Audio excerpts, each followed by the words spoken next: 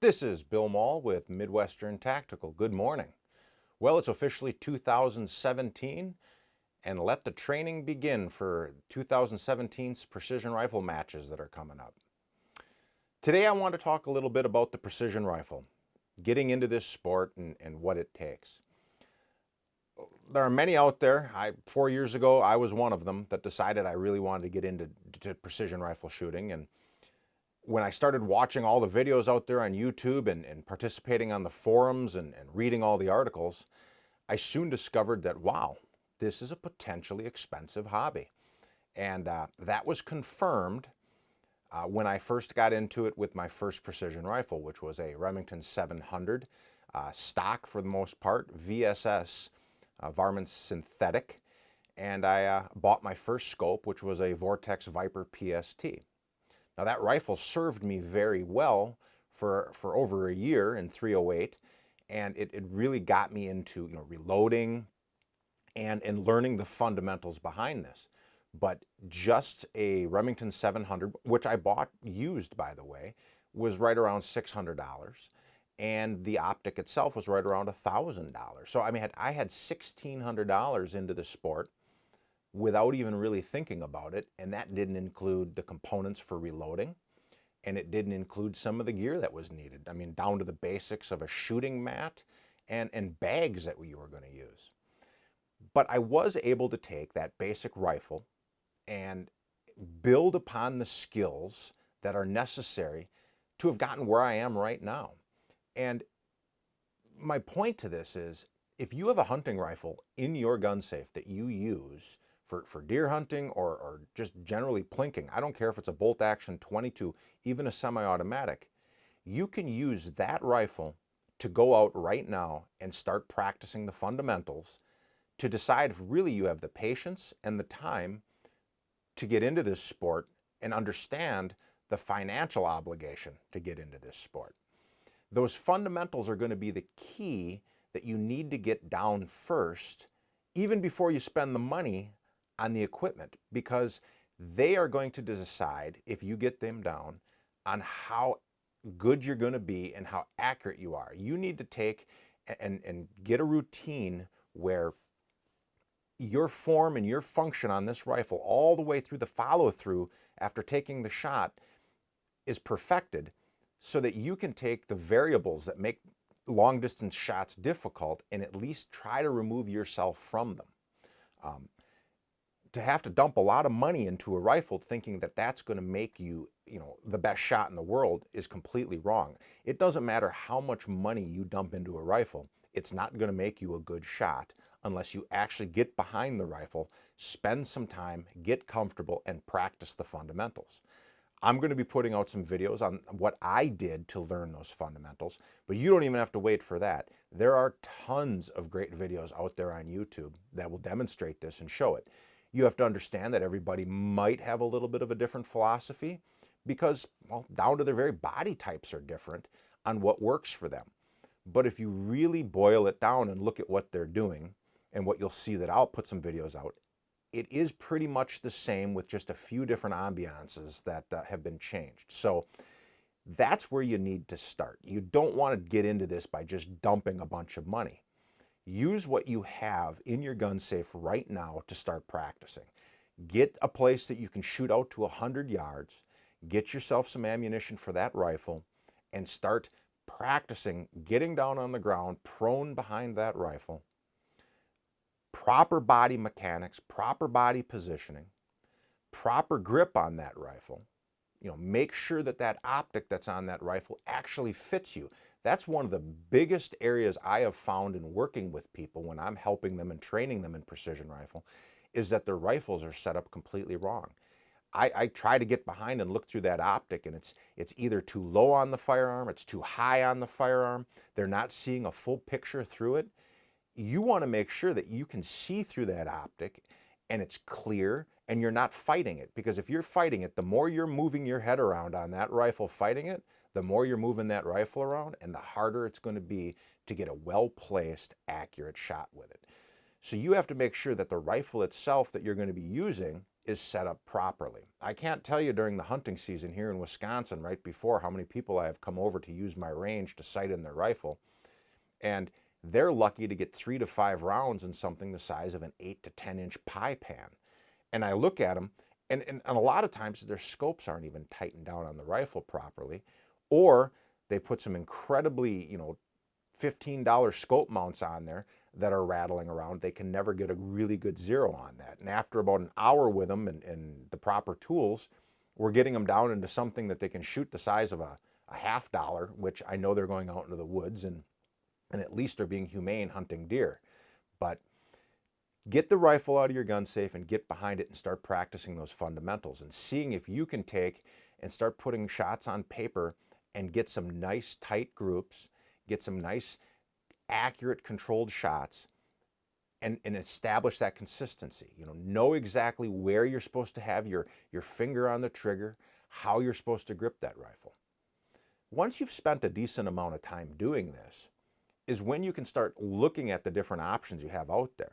If money's no object for you, then, by all means, go out there and find a rifle that you're really interested in and build it and put together the platform that you're looking for.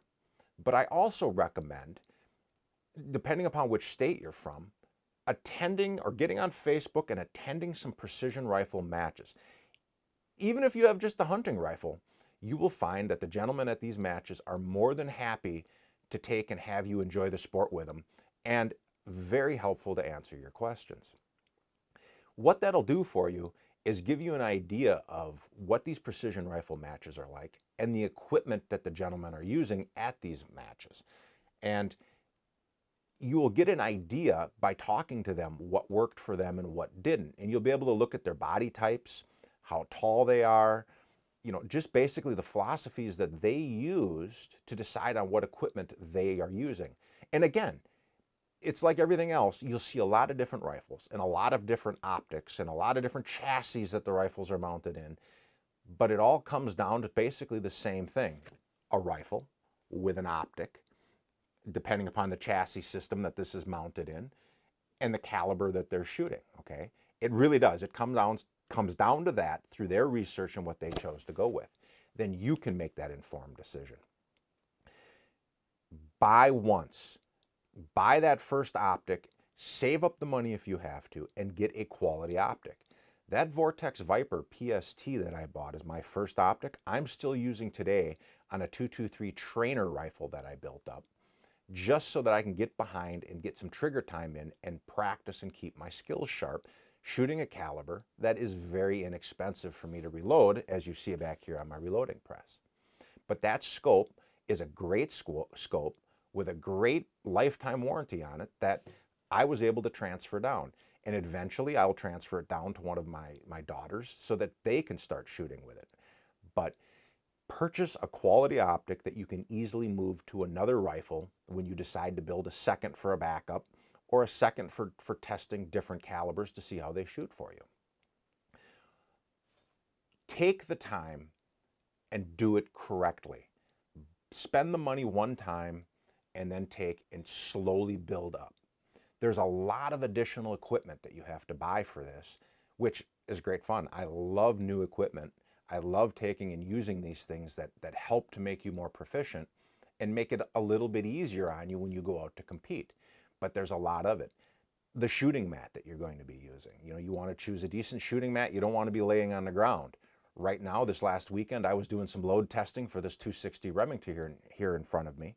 And I had to take and shoot off of a bench because I have 8 inches of snow out there. Well, I've got a field in the back that I can shoot out to 800 yards that I cleared a spot. I'm sure going to want to have a shooting mat that I can lay on, because laying in that ice cold snow is not going to be a really fun option for me. But you're looking at shooting mats. You're looking at bags so that you can support the rifle. If you watch these competitions, these guys are bringing a ton of equipment with them. A Kestrel, which is a great piece of equipment once you get the fundamentals down, your load development down, know the velocity that your rounds are coming out. That Kestrel will test the wind for you, and it'll take and it's got a ballistic computer built into it if you go with the applied ballistics model.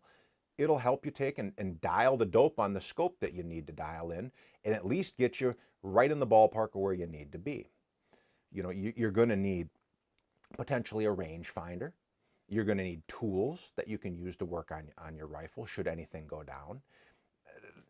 Just the very sling that you see here, you can spend, you know, between $100 and $150 on, depending upon who you buy it from. Watch the videos that are out there, reviewing these different products before you jump into them, so that you know overwhelmingly they are a tried and true product and a lot of folks are using them. I just purchased a tripod. I should be coming here hopefully Friday, and a hog saddle so that I could start practicing some different positional shooting for these matches. I have a match here down in southern Wisconsin coming up at the end of April, and I know that they do a lot of different positional shooting. So that's another thing that you want to get out there and practice behind the basic hunting rifle that you have out there. These matches and these different types of shooting are not going to be done from a bench and are not going to be done all laying on the ground prone. They're going to have you behind tires, different barricades, shooting off of fences, shooting off of elevated platforms. The sky's the limit.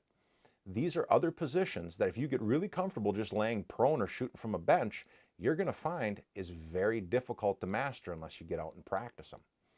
There are a lot of great videos out there and a lot of great blueprints for building barricades and obstacles that you can put right, have in your backyard if you have the ability, and just practice off of them and get proficient. You can do all this with that basic rifle that you are probably already have in your gun cabinet before you spend the money. Just make sure you get those fundamentals down and understand what you're getting into. This is a tremendously fun hobby, and I'm going to be building another rifle here coming up this spring, probably in the 6mm variety, and retooling up with new reloading equipment to get that so I can produce some pretty accurate loads for it. You know, when you also get into this hobby down the road, you're going to find buying factory ammunition is expensive, and it may not match the rifle that you're actually shooting, even that hunting rifle. When you go out and buy a box of factory ammunition at your local Cabela's or online store that you prefer, they try to match it up to the rifle that you're shooting, but understand that box of ammunition may be being shot in a Remington 700. It could be being shot in a Ruger Precision rifle, a Savage, a Tikka. They have to make it so it's going to function in each one of those rifles. When you start getting into the custom rifle thing, the chamber alone on this rifle is going to be different. And that's where you take and match up a round that you build on your reloading press specific for the rifle that you're shooting. You're going to get the most accuracy that way. But in order to do that, you're looking at having a reloading setup like you see behind me here. I've got a couple $1,000s worth of reloading equipment back here. And it does allow me to produce this ammunition not only cheaper than if I had to buy it at the store, but it also allows me to take and produce it and tailor make it to the rifle that I'm shooting. So over the next couple of weeks, I'm going to be starting a video series where I'm going to break this down component by component to help you in your decision-making process and in your learning process on how to begin. Now, I'm not doing anything here that there's not 100 different videos out on YouTube that have already demonstrated this. What I'm doing is showing you how it's worked for me. And I'm going to break it down on a very basic level so that you can start out, and if you have questions, ask them, and I'm going to answer them for you to the best of my knowledge and what I've learned. For the folks out there that already have YouTube channels, hopefully one day when you find mine, if you take and would be willing, please put some information out on my channel in the comments section and answer some of these. I'm going to do my best to get a video out, 1 or 2 videos a week covering this subject matter. But I'm not trying to do anything better than anything those guys have done before me. What I'm doing is giving you my experience with it, the hurdles that I've had to overcome, and what I've learned, and hope in this process that I'm able to take somebody who's really interested in getting into this, but they don't know where to start, and break it down at a basic level for them so they can get started. These guys that are out on the YouTube right now with their videos, awesome. Just I can't even begin to tell you how much I've learned. But when I was getting into this, I realized that they were at a level that was far above where I was at. And at times, for me, it got a little bit overwhelming trying to sift through everything that I was learning. My goal is to take and try to make that a little easier with my videos. So please, stay tuned to my channel. If you have suggestions, please post them down in the comments section. I'm just learning how to shoot these videos, and I'm trying to do the best that I can. If you have suggestions on how I can do these better, please, I am open to them. 2017 is going to be an awesome year for practicing with the precision rifle and getting into some tournaments. I feel confident now that I can go down and shoot some of these, and the group of guys I've already started talking to are very welcoming, and I can't wait to get down and start doing this. So I wish everybody a great 2017, and I look forward to talking to you again. Thank you very much.